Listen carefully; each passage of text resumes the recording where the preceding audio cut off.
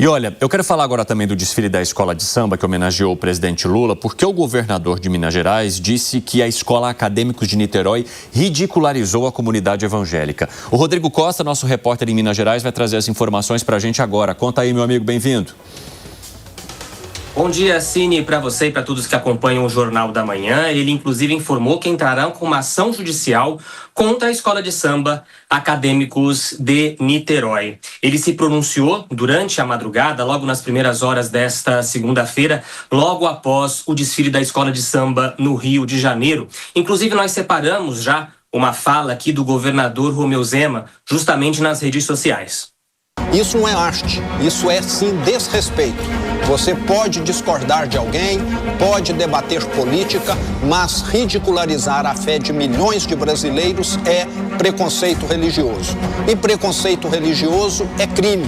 Eu não aceito que brasileiro seja tratado como lixo por causa da sua fé. Por isso, estou entrando com ação na justiça.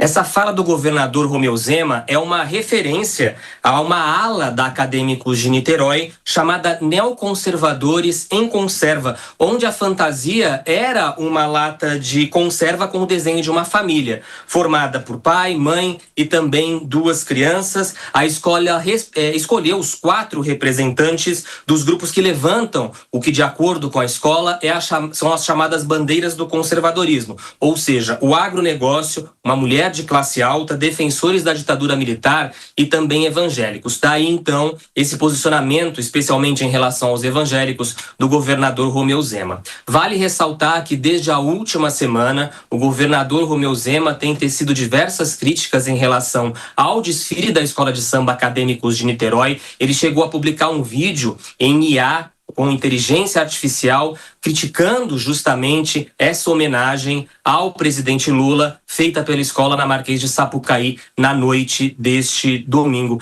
A gente continua acompanhando o desenrolar dessa história, a polêmica causada em virtude do desfile, mas aqui em Minas Gerais, pelo menos, o governador Romeu Zema tem sido a grande voz crítica em relação a Acadêmicos de Niterói. Cine. Obrigado pelas informações, Rodrigo. Eu quero já analisar também esse detalhe envolvendo aí o governador Romeu Zema e outras figuras da direita no Brasil que têm criticado bastante a atuação da escola que homenageou o presidente Lula no desfile de carnaval do Rio de Janeiro neste domingo. Zé Maria Trindade, você entende que essa crítica de Romeu Zema é crível e possa levar a algum tipo de punição por conta do que ele chama dessa intolerância religiosa? É uma disputa política, né?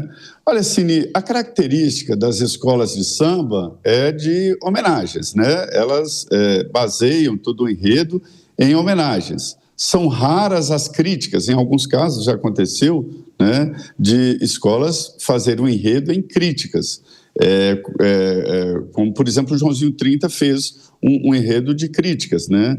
Mas é a homenagem. O estranho disso aí é que faz uma homenagem a um presidente vivo no exercício e no momento polarizado. A política brasileira está polarizada. Então, evidentemente que desde o início desse processo houve ali a possibilidade, inclusive, de vaias, né, durante o desfile e tudo mais, e inclusive posicionamento de integrantes da escola desfilando. Então, é natural que a disputa eleitoral ultrapasse o sambódromo e que se espalhe por todo o país. A política está binária, é a linguagem da internet, do sim e do não, do amor e do ódio. Então, é natural que, assim como se esperava essa homenagem, se espera também críticas e críticas pesadas. Não se pode zombar da fé de ninguém, né? Nenhuma das matrizes religiosas deve ser descartada. Isso pode ser considerado, inclusive, crime. Engessar ou enlatar uma religião, ainda mais os evangélicos hoje já são 30% da população brasileira, né? E caminhando para aumentar. Então, é muito temerário fazer esse tipo de procedimento de engessamento ou enlatamento de um grupo forte do país.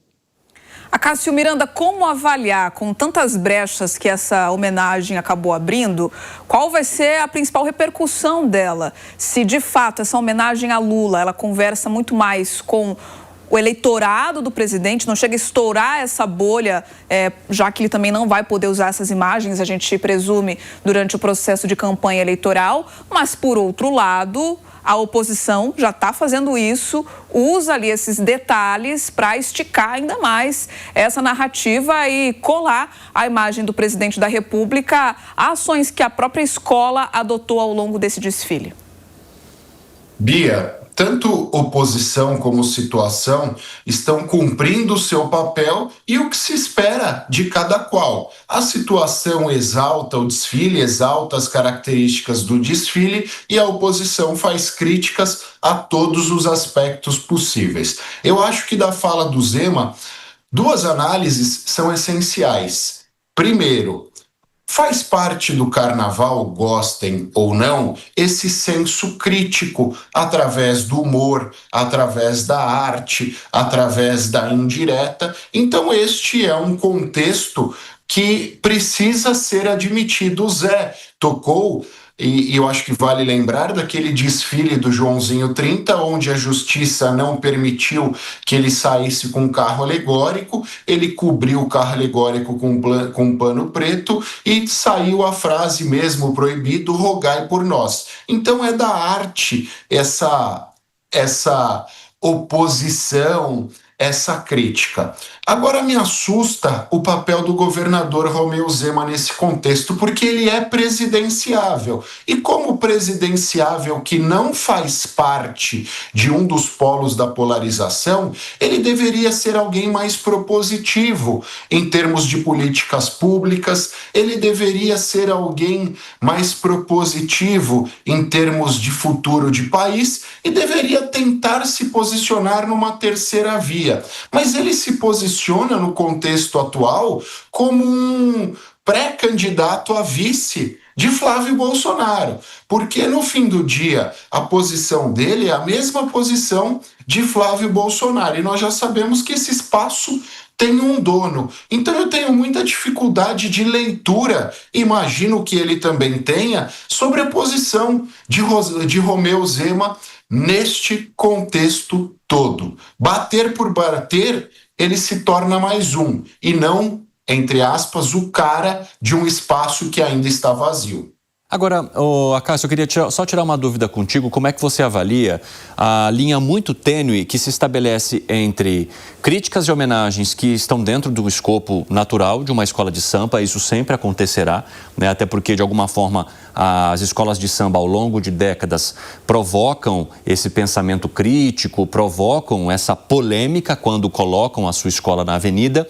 E entre o que seria uma censura também ao criticar a maneira como essa escola se expressa. Porque naquela decisão ali do Tribunal Superior Eleitoral, a ministra Carmen Lúcia menciona que, ao impedir que a escola desfilasse ou homenagem ao presidente da República, isso poderia significar algum tipo de censura prévia, o que no Brasil não seria aceito nem em qualquer democracia. Como é que você avalia essas questões? Evandro, o artigo 5º da Constituição fala que todos temos liberdade de manifestação, mas somos juridicamente responsáveis por aquilo que nós expressarmos. A censura, como você disse, censura prévia, ela impõe uma restrição a que a informação seja divulgada. Então, a censura prévia é quando você impede que uma informação seja divulgada. E isso não é permitido no nosso ordenamento. Você pode divulgar a informação, mas depois de divulgada, você precisa arcar com as consequências do que você divulgou. Neste contexto do carnaval, é exatamente isso. Olha, você pode fazer o seu desfile, mas você vai arcar com as consequências deste desfile. Seja porque há um abuso do poder econômico eleitoral através desse desfile, seja porque há a utilização de dinheiro público para a exaltação de uma personalidade pública, e uma das características da administração pública é a impessoalidade. Então foi isso que a ministra disse: você quer, você pode, mas depois você arcará com as consequências disso. E é assim que funciona o nosso ordenamento jurídico. As pessoas podem falar o que bem entenderem, mas elas precisam lembrar que serão responsabilizadas por isso. Porque há um raciocínio bobo nos últimos tempos que as pessoas acham que, olha, não tem censura, eu falo o que eu quero e não tem responsabilidade por isso. E é exatamente o contrário. Você fala o que quer, mas você é adulto e juridicamente responsável por aquilo que você diz. Num contexto de polarização, as pessoas constroem o raciocínio jurídico de acordo com a própria conveniência. E não é assim que funciona. Pode falar, mas vai arcar com isso. Acácio, obrigado.